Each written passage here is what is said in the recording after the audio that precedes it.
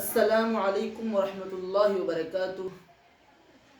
نحمده ونصلی علی رسولہ الکریم اما بعد فاعوذ باللہ من الشیطان الرجیم بسم اللہ الرحمن الرحیم واللہ الغنی وانتم الفقراء صدق اللہ العظیم۔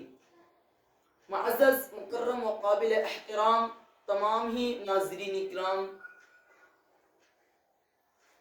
میں آج ایک اہم نکتے کو آپ حضرات کے سامنے لے کر کے حاضر ہوا ہوں۔ تو اس وقت میرے معاشرے کی بگاڑ کا ایک بہت بڑا ذریعہ بنا ہوا ہے، جو اس وقت معاشرے کے اندر لوگوں کے اندر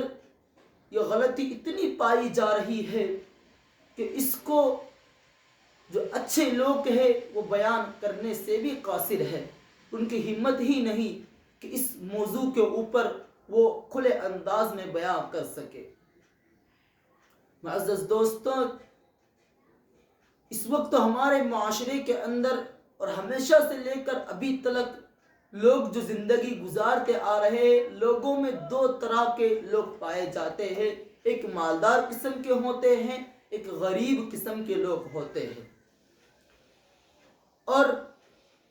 زمانے حال کے اندر اگر آپ اس میں اپنی نظروں کو دوڑائیں گے تو دیکھیں گے کہ جو مالدار قسم کے لوگ ہیں وہ غریبوں کو حقیر سمجھتے ہیں، وہ غریبوں کو لاغر کمزور سمجھتے ہیں۔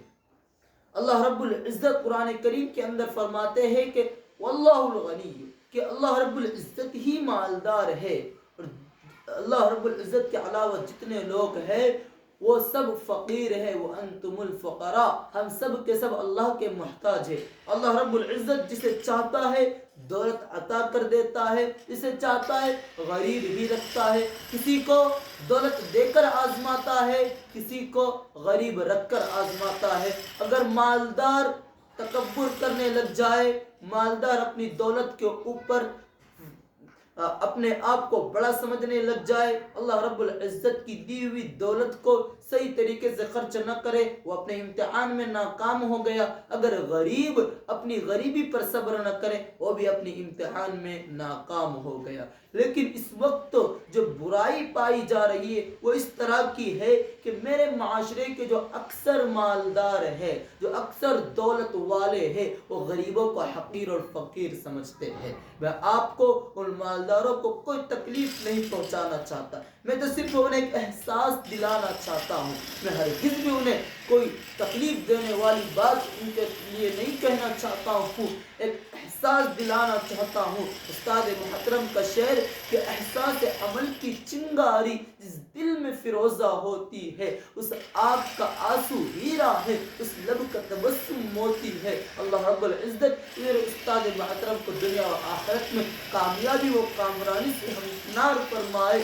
دوستو، میں آپ کو صرف ایک احساس دلانا چاہتا ہوں کہ اسلام یہ ہرگز بھی نہیں کہتا کہ تم ہر سال عمرے کرو، ہر سال تم حج کرو،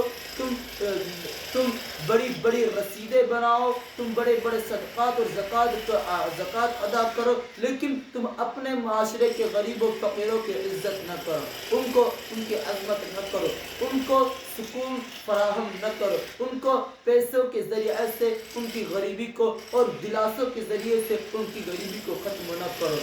کئی مالدار ایسے ہیں ہر سال عمرے کرتے، ہر سال حج کرتے، لیکن ان کے علاقے کے اندر کئی فقیر ہیں جن کو رہنے کے لیے جگہ نہیں ہے، جو روڈوں پر مانگتے ہوئے پھرتے ہیں، جن کو زندگی گزارنے کے لیے کوئی سہارا نہیں ہے، نہ کھانے کے لیے کوئی چیز ان کو وقت بر وقت فراہم ہوتی ہے، جو بغیر چھت کے نیچے سو جاتے ہیں، کبھی بارش کے پانی کے اندر بھیگ کر بیمار ہو جاتے ہیں، ان کے پاس بیماری کے علاج کے لیے کوئی پیسے نہیں ہوتے ہیں، کبھی برستی بارش کے اندر وہ اس کھانے کو کھاتے ہوئے نظر آتے ہیں کہ بھوک یہ موسم بھی نہیں دیکھتی ہے، اتنی بھوک انہیں لگ جاتی ہے، کئی برستی ہوئی ٹھنڈی کے اندر ننگے بدن وہ نظر آتے ہیں۔ کتنے فقیر ہے، لاچار ہے، جو اس وقت غریبی کی زندگی گزارتے ہیں، ہمیں ان کی فکر نہیں ہوتی ہے، بلکہ اللہ صلی اللہ علیہ وسلم حدیث پاک میں کہتے ہیں من سلم المسلمون من لسانہ و یدہ، میرے کئی مالدار بھائی ایسے ہیں جو غریبوں کو دھتکار دیتے ہیں، جو غریبوں کو، لاچاروں کو کبھی اپنی زبان سے ان کا دل دکھا دیتے ہیں، کبھی اپنے ہاتھ سے دل دکھا دیتے ہیں، اللہ رب العزت کی دی ہوئی دولت پر فخر کرتے ہیں، اللہ رب العزت کی دی ہوئی دولت کے اوپر تکبر کرتے ہیں۔ بھائیو، اسلام یہ ہرگز بھی نہیں سکھاتا، اسلام یہ ہرگز بھی نہیں سکھاتا۔ اللہ نے اگر تمہیں دولت دی ہے تو اس دولت کے ذریعے غریبوں کی مدد کرو، اس دولت کے ذریعے لاچاروں کی مدد کرو، اس دولت کے ذریعے سے انہیں ہمت دلاؤ، ان کے لیے صبح شام سکون فراہم کرو، تو تمہاری یہ دولت کارگر ہے۔ اگر غریبوں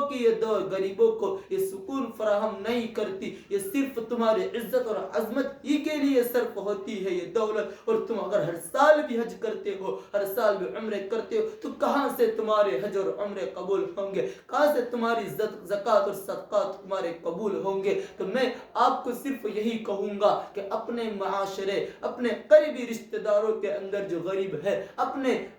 گلی محلے کے اندر جو غریب ہے، ان کا سہارا بنے، ان کے اندر سے غریبی کو ختم کرے، معاشرے کی اس بڑی بگاڑ کو دور کرے، معاشرے کی اس بڑی بگاڑ کو دور کرے۔ ایک اور چیز کہ تمہارے محلے کا جو امام ہے، جو مسجد کا امام ہے، اس کو اتنی تنخواہ دے، اس کو اتنی تنخواہ دے کہ اس کی فیملی کے ساتھ وہ سکون سے زندگی گزار سکے، اتنی کم پیمنٹس اس کو نہ دے کہ اس کا زندگی گزارنا مشکل ہو جائے، بلکہ تمہارے محلے میں، تمہاری برادری میں سب سے عظمت والا، سب سے افضل وہی انسان ہے جس کے پیچھے تم نماز پڑھتے ہو۔ اگر اس کے پیچھے نماز پڑھتے ہو اور اسے سکون کے ساتھ رہنا تم پسند نہیں کرتے ہو، اس کا راحت کے ساتھ رہنا تم پسند نہیں کرتے ہو، اس کا تکلیف دینا تم پسند کرتے ہو، تو اس کے پیچھے نماز پڑھنا تمہاری یہ کیا فائدے کی؟ اس لیے میرے پیارے بھائیوں، اپنی دولت کو کارگر اگر بنانا چاہتے ہو تو غریبوں کی مدد کرو،